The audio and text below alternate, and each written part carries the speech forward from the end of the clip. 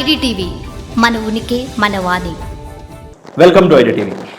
మొత్తానికి ఒక్క విషయంలో మాత్రం మోడీ చెప్పినట్టుగా జరిగింది. అది మాత్రం వాస్తవం, ఒప్పుకోదగ్గ విషయం, ఒప్పుకోవాల్సిందే. ఎందుకనంటే మోడీ చెప్పిన ఆ మాట ఏంటి అని అంటే, ఇప్పుడు ఇది యుద్ధాలు చేసే సమయం కాదు, యుద్ధాలు చేసే ప్రపంచం కూడా కాదు, యుద్ధాల వల్ల వినాశనం తప్ప ప్రయోజనం ఏమీ లేదు అన్న మోడీ వ్యాఖ్యలు ఇప్పుడు నిజం అవుతున్నాయి కూడా. ఒక్కొక్క దేశ యుద్ధాల పరిస్థితులు చూస్తే, మొన్న రష్యా ఉక్రెయిన్ యుద్ధం 3 ఏళ్ల పాటు సాగింది. రీసెంట్గా ఇరాన్ ఇజ్రాయెల్, అంతకుముందు భారత్ పాకిస్తాన్, అలాగే బంగ్లాదేశ్ ఇంటర్నల్ క్లాషెస్ కానివ్వండి, ఇంకో పక్క అమెరికా ఇరాన్ ఉక్రెయిన్ కలిసి యుద్ధం జరుగుతున్న వాతావరణం. కానీ ఏ యుద్ధంలో అయినా సరే, ఎటువంటి పరిస్థితుల్లో అయినా సరే, ఇప్పుడు ప్రపంచం యుద్ధాలకి సమయం కాదు. ప్రపంచం ఇప్పుడు యుద్ధం చేసే పరిస్థితుల్లో లేదు. ప్రపంచ దేశాలు యుద్ధం చేసే పరిస్థితుల్లో లేవు.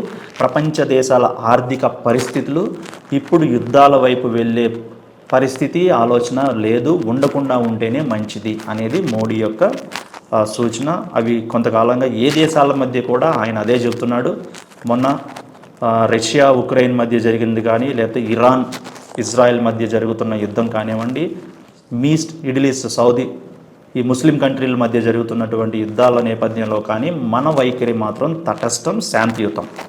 అది నిజంగా ఇప్పుడు అందరికీ ఒక రకంగా ఆమోదయోగ్యంగానే ఉంది, సరైనదే అనిపిస్తుంది. ఎందుకనంటే కరోనా తర్వాత అన్ని దేశాలు కూడా ఆర్థికంగా కుదించిపోయాయి. ఇప్పుడిప్పుడే మళ్ళీ తిరిగి ఆ కరోనా ఆర్థిక సంక్షోభాన్ని మర్చిపోయి తమ దేశాలు ఆర్థిక అభివృద్ధి వైపు పరుగులు పెడుతున్న ఈ సమయంలో ప్రజలు ఒక కంఫర్ట్ జోన్కి అలవాటు పడ్డారు.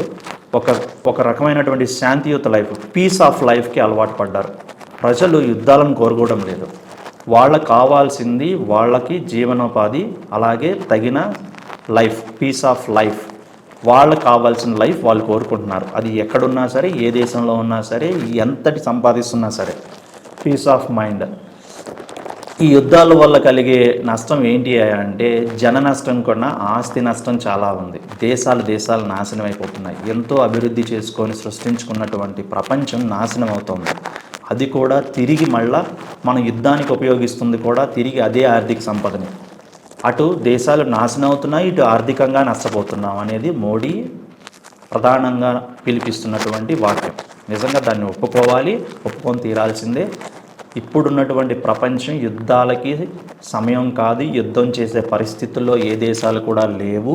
అంతటి సాహసం గనక ఉద్వేగాలకు ఉక్రోషాలకు పోయి యుద్ధాలు చేస్తే మాత్రం ప్రాణ నష్టం కొన్నా కూడా ఆర్థిక నష్టం, ప్రపంచ దేశాలు కుంగిపోయి కూలిపోయే పరిస్థితి ఉంటుంది. మళ్ళీ నిలబడే పరిస్థితి కూడా ఉండదు. ఆయన చెప్పింది ఒక వాక్యం ఏంటంటే, ఒక కరోనాతోనే ప్రపంచ ఆర్థిక వ్యవస్థ కుదేలైపోయింది. కానీ యుద్ధాల వల్ల, యుద్ధం కలిగించే నష్టం వల్ల ఒక 10 తరాల వరకు కరోనా కంటిన్యూగా ఉంటే ఎంత నష్టం జరుగుతుందో అంత భారీ నష్టం జరుగుతుంది. కాబట్టి ఏ దేశాలు కూడా యుద్ధం వైపు వెళ్లకుండా శాంతియుత చర్చలకి, యుద్ధాలు కాకుండానే చర్చలు ముగిస్తే మాత్రం ప్రపంచం చాలా బాగుంటుంది. ఆర్థికంగా ముందుకు వెళ్తాము. ప్రజల జీవనోపాధి కూడా బాగుంటుంది. ప్రజలు కూడా, ఏ దేశ ప్రజలైనా సరే అదే కోరుకుంటున్నారనేది ఇప్పుడు వాస్తవమైంది.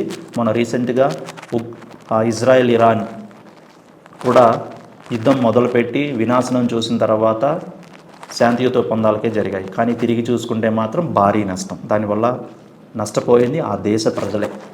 ఇప్పుడు బంకర్లలోనూ ఆకలితోనూ, ఆకలి కేకలతోనూ ఇటో కటు వెళ్ళిపోతూ, వలసలు పోతూ, వాళ్ళ పిల్లల్ని సాకుంటూ, వాళ్ళ కుటుంబాలని సాకుకుంటూ, దేవుడా నువ్వే దిక్కు అంటూ కూడా ఇతర దేశాల మీద ఆధారపడాల్సిన పరిస్థితి వస్తుంది. ఎందుకు ఇదంతా? యుద్ధం రాకుండా, యుద్ధాలు చేయకుండా ఉంటే అసలు ఈ పరిస్థితులే ఉండవు కదా అనేది మోడీ సూచన. నిజానికి అది నిజమే, ఒప్పుకొని తీరాల్సిందే. ఇప్పుడు ప్రపంచ దేశాలు అనుసరిస్తున్నటువంటి ఒప్పందాలు, ఈ చర్చలు చూస్తూ ఉంటే ఈయన మాటలు నిజమవుతుంది. ఈయన చెప్పిన మాటలు మాత్రం ఒక రకంగా ఈ కోణంలో, ఎస్పెషల్లీ యుద్ధాల విషయంలో మాత్రం ఒప్పుకొని తీరాల్సిందే. యుద్ధాలు ఎప్పటికైనా సరే వినాశనమే, మానవ వినాశనానికి దారితీస్తాయి తప్ప మానవాళి మనుగడకు ఉపయోగపడవు అనేది మాత్రం వాస్తవం. ఇది ఈరోజు టాపిక్. చూస్తూనే ఉండండి మరొక ఇంట్రెస్టింగ్ టాపిక్తో. మళ్ళీ కలుద్దాం. అప్పటి వరకు keep watching IDTV. Please subscribe IDTV. Thank you.